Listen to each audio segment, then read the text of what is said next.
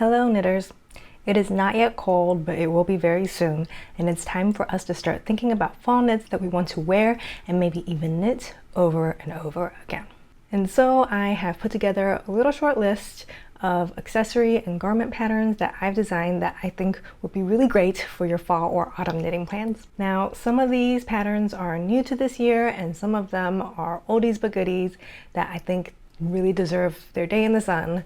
I designed many patterns that are really classic and really timeless, so that I hope you enjoy this little list of beautiful inspiration, knitting project inspiration that you can take with you into your autumn making.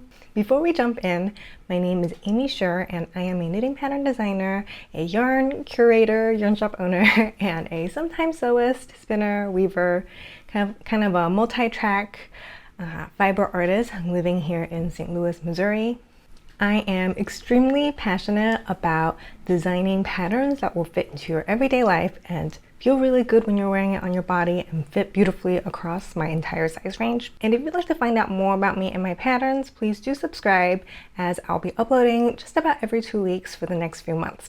So don't forget to subscribe and hit the like button if you'd like to see more videos just like this. And if you already have fall making plans that are shaping up, I'd love to know all about it. Tell me all about the yarns and the patterns that are really exciting you right now, and I will be doing the same. The first pattern I'd like to introduce to you for this fall is one that I released last year. And because we're having very poor natural lighting today, I will be putting a picture up here that was taken with better lighting so you can get an idea of the yarn and the pattern. The Friendship Pullover features a stunning and show-stopping cable panel in the front. The cable panel is specially designed so that it flows uninterrupted from the ribbed edging down here at the bottom all the way up through the funnel neck, and all the interlocking cables and the way that they diverge and come together again symbolizes to me the importance of the fiber community. I have met so many lovely friends online and in person, and to me, being able to see all of my knitting friends at the Fiber Festival is such a special thing. So when I designed this special sweater, I had friendship and fiber festivals in mind, and indeed, many of you have knit up matching versions for yourselves and your friends and gone to fiber festivals with them, and I couldn't be happier. I'm so grateful that so many people have decided to knit the Friendship Pullover, and if you haven't yet, we now carry the recommended yarn in our yarn shop. I originally knit up the Friendship Pullover in the colorway Rust of Corey Worsted from La Bien Amy. I met Amy last year at Flock Fiber Festival, and I had such a great time getting to know her a little bit and spending a little bit of time with her. And I'm so proud to be able to bring some of Amy's yarn into my shop. I think that Amy's color sense is really stunning, and she has custom milled bases that are really interesting and unique on the market, and I think they're great because I am a fiber nerd and I love seeing different yarns appear on the market that aren't just your usual hand-dyed base that literally everybody dyes on. I have selected a few colors of Corey Worsted that I think would be really lovely for the Friendship Pullover. Aside from Rust, I think my next favorite one is this one. It's called Sea Glass. And because Corey Worsted is a slightly gray base, all the hand dyeing shows up on it interestingly and has so much dimension and depth. And it is just so beautiful. This one on other bases is like a really bright neon green, but the gray base, the mixed gray and white base, really brings a special dimension to it that I think is so lovely, and it's so round and lovely and rustic and warm, and I just think it's one of the great sweater yarns that we carry in our shop. Corey Worsted is constructed of 75% Falkland Corriedale and 25% Gotland, and it has a mix of medium to long fibers that makes it so hardy and so easy to work with. The crimp is beautiful because Corriedale is a very crimped fiber, and I just think it's a lovely non-superwash yarn that's just really suitable for garment making, and it's so rare to see great hand-dyed non-superwash yarns. And next is my favorite color from La Bien Amy. It's Dawn, which is a lovely, almost neutral pink. I love the way that the gray pops through it, and I think that would also be a lovely Friendship Pullover. The third color I'd like to show you is Goldenrod, which is this really bright color. I think of the colors that we have in our shop, This one is the one that pops the most and has kind of like the brightest look to it. You can hardly see the gray base at all here, but to me this one pops but still has that dimensional value to it. It still has the gray bits and they're not noticeable, but they just add depth and interest to this color, and I think this is also a lovely color, and I'm already plotting what to do with this one. I think when I next pull a skein from La Bien Amy for my own project, it'll probably be a skein of goldenrod.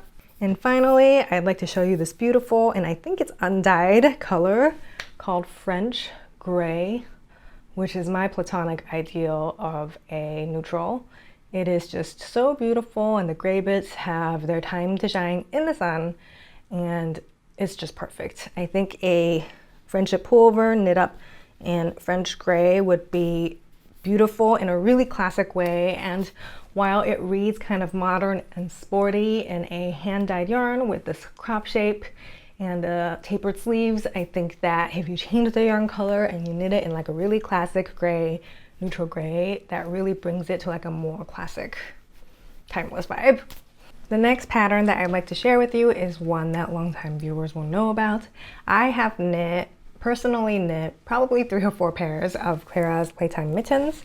I'll put them on so I can demonstrate them to you, but they are a really simple kind of vanilla stockinette pattern featuring DK weight yarn, and it has convertible thumb holes because I need my thumb to text and use my phone payment processor when I'm out and about, and also a flap, a convertible flap at the top.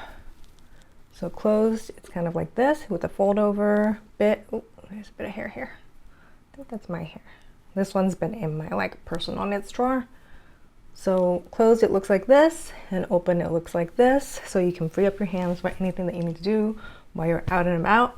Just because we're cold does not mean we don't need to use our phones and also handle money and things and pick out groceries and things out and about. So these are patterns that I've knit over and over again. Clara's Playtime mitten comes in sizes toddler all the way through adult large, so you can make a set for the entire family.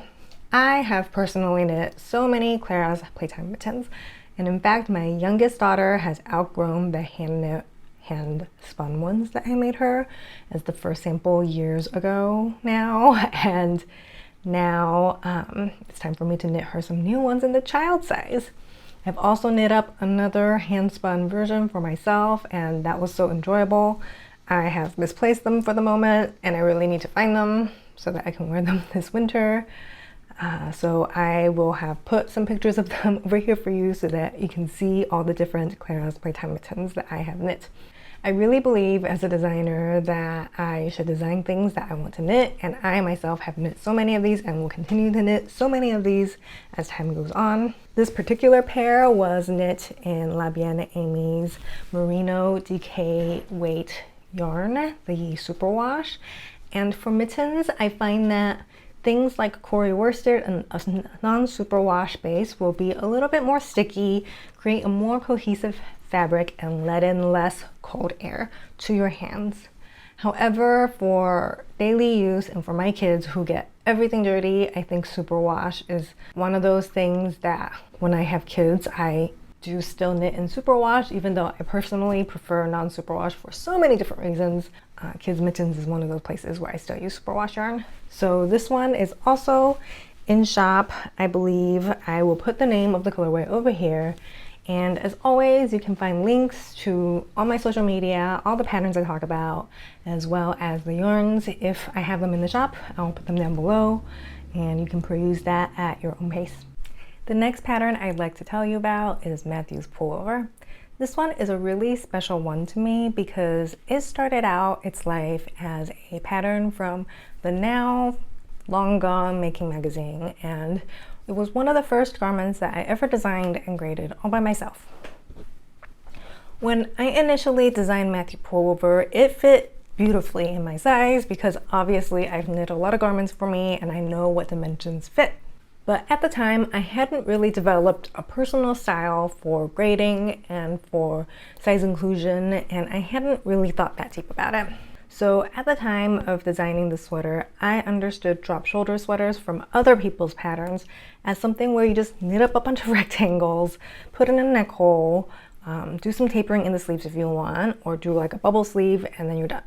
But as I've continued to design and grade and work with testers of all sizes, I realized that this way of grading was not truly serving all of my customers and all of my test knitters. So when the rights to this sweater came back to me, I completely regraded it, and it now features a modified drop shoulder where there is, in the upper sizes from size I think C and above, there's some armhole decreases here to decrease this So in the new version of this pattern, there's some armhole decreases from size, I believe, C and up, where it brings in the shoulders a little bit, because as the body of each person gets wider, their shoulders do not get proportionally wider. So say the front of this piece is 20 inches and my shoulders are 14 inches apart. That means there's 2.5 inches of ease on each end, which creates a pretty nice drop shoulder. However, on the upper end of the size spectrum, this would not work out so neatly. So if we had a, let's say, a 10 inch wearing ease, this sweater would be 70 inches around, or about 35 inches on each half, but the shoulders of the knitter in that size is not 35 inches wide. It increases very gradually across the size range, and a shoulder piece that's that wide would not be helpful. We've also added some optional bust darts for those of you who would like to add a little more room in the front. Now, the Matthew Pullover does knit up super quick because it is knit at a huge gauge for chunky weight yarn. Both of the samples that I have made for the Matthew Pullover were knit using unspun yarn. I am a great fan and a lover of Mittens, which is a really stunning yarn that comes out of Europe from a super tiny family-owned mill. Now, their yarn has become incredibly difficult to source, so I have gone ahead and stocked a different unspun yarn that is very comparable into my shop. It is called Manchalopi, and it is made by Wool Dreamers in another small mill out in Spain using only local Manchego wool. Manchego wool is a traditionally not very often used fiber for sweaters and knitting because it is from the sheep that makes Manchego cheese. So it is kind of like a semi-waste product, and I find that it's a really sustainable way for us to get to use another part of the animal that we don't normally typically get to use. And it's really fun to try out these new single breed fibers. Now, I have gotten permission from one of my test knitters for this pattern. She knit it in the beautiful green verde color of Manchalopi, and I will pop her picture up here. So if you are looking to try out unspun but Mittens is too hard or too inaccessible for you to get, I highly recommend that you try out Manchalopi. I will put a link thing somewhere over here, and hopefully you can get to that pretty soon. Next, I'd like to share with you a sock pattern.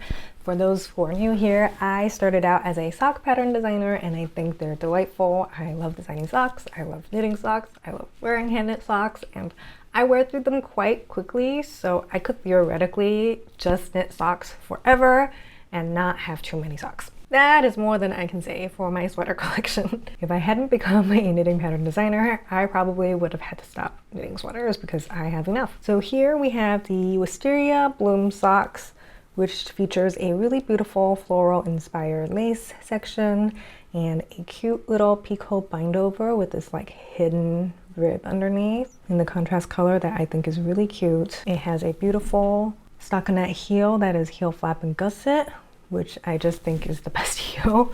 It just fits me really well because I have high instep, and it's very, very easy for me to adjust the heel flap longer for my high instep. And through the critical sections for fit, like in the ankle, in the top of the foot, I've used ribbing, which I think creates a really nice, really sleek sock. I released the Wisteria Bloom socks 3 years ago. Longtime viewers of this vlog will know that I shared about it all the way back when, and I'm so pleased to report that the Wisteria bloom socks are now free. The free sock knitting pattern is available on my blog, which I will link below in the new free patterns section of my website. Part of this is because I have really become known as a garment designer, and the majority of you seem to be here for my garment designs, which is totally great. But I really want Wisteria Bloom to reach more people and for more people to knit it. So I spruced it up, I've edited it a little bit, and I put it on the blog. It's featuring yarn that we now carry in the shop from a dyer who's quickly become one of my favorite dyers of all time, probably the favorite. I have worked with Mel, Big Little Yarn Co. for a long time. I think her name here is Cozy Cardigans, and I'll also tag her below.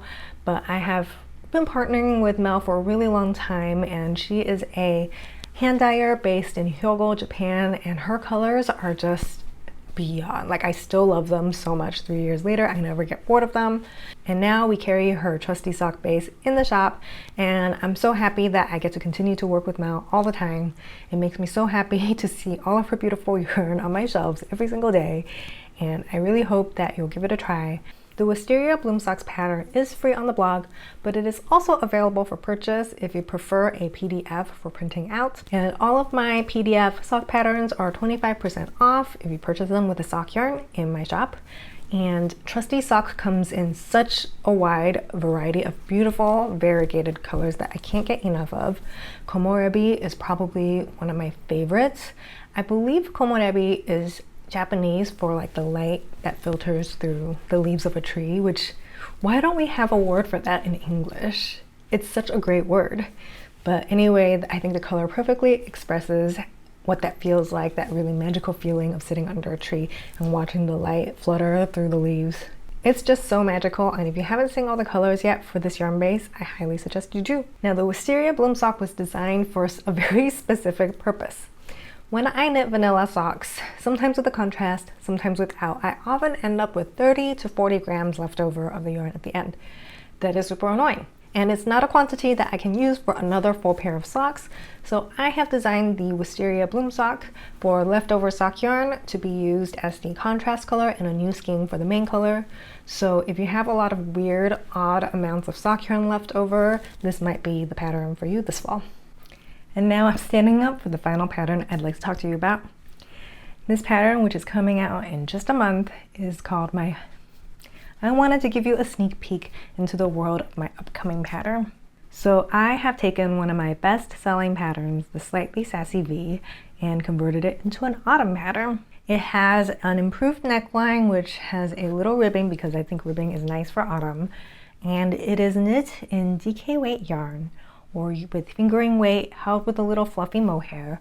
The first sample was a beautiful burgundy red, and that one was co-created with Neighborhood Fiber Co. While it's such an honor to work with a company like Neighborhood Fiber Co., I understand that working with hand-dyed yarn, especially mohair held with a fingering weight yarn, to create an entire sweater can be really cost prohibitive. So I went ahead and reached out to my sample knitter, the wonderful Hannah Graham, who is also here on YouTube, and I'll link her below.